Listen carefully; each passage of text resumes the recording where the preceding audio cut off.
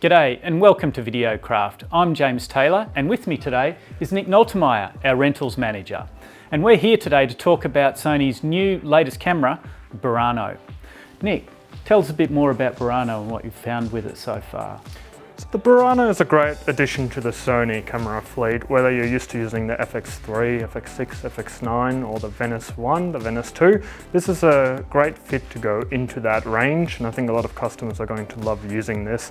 There's a whole heap of features that carry over from the Venices into this, and then a lot of features that come from the FX9 and get incorporated into this. It's almost all the best features, you find them in here. It'll be easy for people to get a handle around using it very quickly. Well, certainly from the time we've had a bit of a play with it, we've been able to really find out some big picture ideas of how we can use the camera. And certainly one of the things here that we're talking about the camera, that it is supplied with the PL mount. This is the same PL mount that comes with Venice. If you want lenses such as the Fuji Cabrio that I've got here, we can easily put straight on the front, fully powers the lens, you've got your zoom and all the features that you would be expecting with a PL mount lens. Other cool things that we've been able to find with it, what you see here with the camera is that this is the handle that's supplied with the Burano. There's a bit of a secret hidden feature, if you like, and that's that we can put the handle, the top handle of Sony's FX9 camera on Burano. And I suppose people would ask why? Why would you do this? Well, there's a few reasons, but one of them is that it has the Sony MI shoe. And this enables us to get 4 channels of discrete audio into Burano without any extra effort. So how do you see this one, Nick? Well, it allows people to keep their setup small as well by just having a radio receiver on it. And some people who might be looking at this camera already own a Sony camera and might already have these accessories that they can carry over onto this new product. We've talked about the camera having a PL mount, which is supplied with the camera. As you see with the system here right now, underneath the PL mount is Sony's full frame E mount. So it's a locking E mount, the same as what's on the FX9, or for that matter the Venice and Venice 2. So it's a heavy duty mount. We've currently got Sony's Cineline 16-35 zoom on it.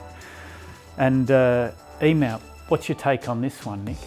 Well, Sony have come a long way with developing the way their E-mount works with their cameras, specifically in conjunction with autofocus, and I think a lot of people have had some really good feedback about using the autofocus features in lots of different environments. The great thing about this is that it continues that trend and that you can use your E-mount lenses with this camera and get the great autofocus with it. And I think we're going to be seeing a lot of that because it is a small camera. You can use it on gimbals or steady cams more easily. And when you then have a lens on it that can do the auto-focusing for you, you're going to get some great results. Yeah, absolutely. And I think that E-mount we're talking about here, and with the revolution we've had with the FX6 and before that the FX9, autofocus has really become a whole new battleground, if you like, in the way we can revolutionise the way we do our work. And with this camera we have the same sort of auto feature sets as what we have with the FX6. So we have the eye tracking autofocus. All of these features enable you to really do your job basically so much faster and easier. But then with the processing power we have within the Burano body, you're packing all of these features that we probably are used to seeing with an FX6 and an FX9 into Venice 2 image quality. So it's really something quite significant and I think can really revolutionise the way a lot of production's done. I think we should talk about the build quality of this camera because Sony have really stepped up their game with the build quality. I think with this one, we've seen Sony cameras get used in all types of environments, specifically our rental cameras, whether it's out in the field, in the rainforest or in the desert. And this certainly goes with that as well as the material. Even the little things, the handle here is a solid piece of work by itself. You certainly would be quite happy to use this in a production environment. It's got plenty of mounts, also got just a standard 15mm rod here. But even with the Viewfinder mount, it's actually NATO rail compatible. So we can use even these little adapters and be able to mount them onto the existing Viewfinder slide mount as well. So Sony have really put a lot more effort into making the accessories that are supplied with the camera a lot more industry compatible as well. Question over time with all these previous cameras has all been viewfinders. So with the limited time you've had with this, Nick, what's your take on that? It's a well-built viewfinder. The LCD display on the side here folds, and then you can attach your viewfinder to it. The LCD will automatically recognize when the viewfinder is attached and will mirror the image so that it looks right through the viewfinder. If you want to quickly go through the menu, you can flip the viewfinder off on the bottom here. The display will mirror itself so that it's now correct for the user. You can change your settings if need be. When you're ready to go, fall it back down again and you're good. I think one of the things that I've noticed with the viewfinder, and I'm sure you have too, is that the loop itself is of much higher resolution, and the diopter adjustment is certainly streets ahead of what we had with the FX6 or FX9.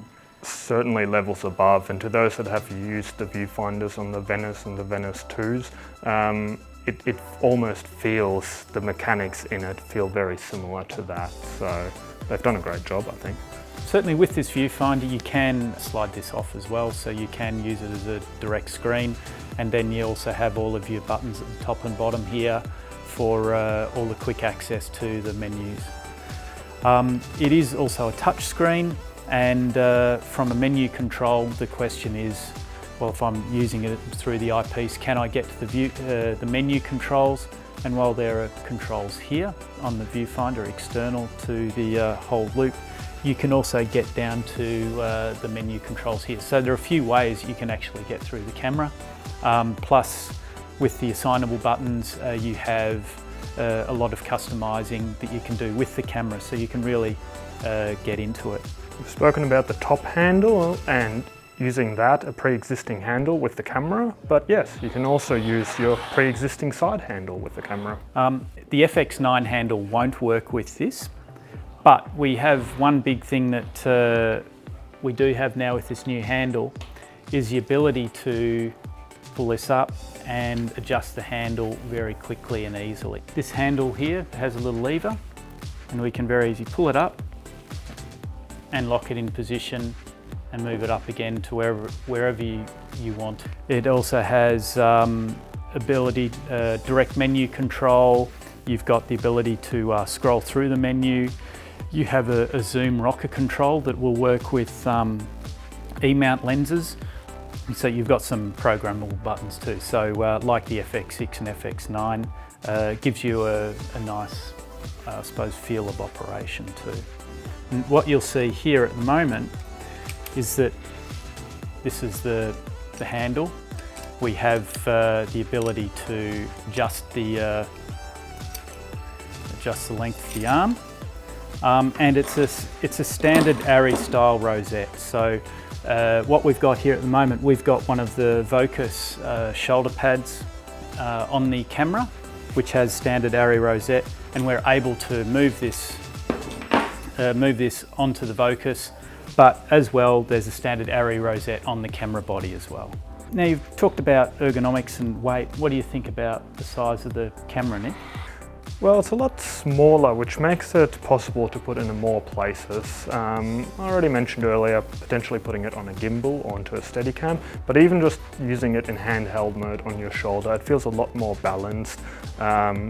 With the V-lock on the back and then the lens on the front, it feels good, and you could certainly operate it for a long time. One of the other things that we want to look about here is we talk about audio, and whilst we're very much focused on this as being a production camera, the fact is that it does have audio in as well. So on the side of the camera here we've got two XLR inputs, which are mic or line level selectable and with phantom power. So for getting your external mics in, you have that. On top of it, the camera does have an internal microphone, so you can record an internal mic, record the internal mic on track 3 and 4 for a sort of a, I suppose, guide track record or something like that, if you wanted to. And as we touched upon earlier, when we go and add the handle here, we can get 2 extra channels through the MI shoe. So there's quite a bit of flexibility there. I'll take this handle off and I'll show you how the standard FX9 handle mounts onto the camera. Now that we have the handle off the Burano, we can also show how the FX9 handle goes on top. So with the mount underneath here, we pretty much just line it into position, goes down. Now interestingly, this is the same cheese plate that we've taken off one of our FX9s out of our rental fleet. So we haven't had to do any modification at all. Same screws, same everything, straight on. And now we're very interestingly running a camera that has got a heavy duty cheese plate on top. And now we have the MI shoe. This is probably more to make it for a little bit more of a documentary type thing where you want to be able to get as much audio in as possible. This is the answer. So now, now what we can see here is we have 2 channels of audio here and we can get 2 channels in on the top. So normally we'd say one of the Sony radio mic receivers. If you really feel like it, you can put another XLR input adapter. But certainly looking through the camera, I suppose we can go through a bit of a round trip of some of its connectors. Yeah. So Nick, let's see where we're at. We're at the rear. Well, let's have a look over here, starting with the XLRs that we've already mentioned. So the same XLRs we're used to using on other Sony cameras, phantom power, 3-pin, no problem. If we come around to the video output connectors, we've got 2 SDI outputs. There's also a HDMI on top of that. Time code in and out. And then down here we have a network adapter as well that we can use. Turning around, the V-lock plate directly on the camera. And coming to the other side, we have the media door here.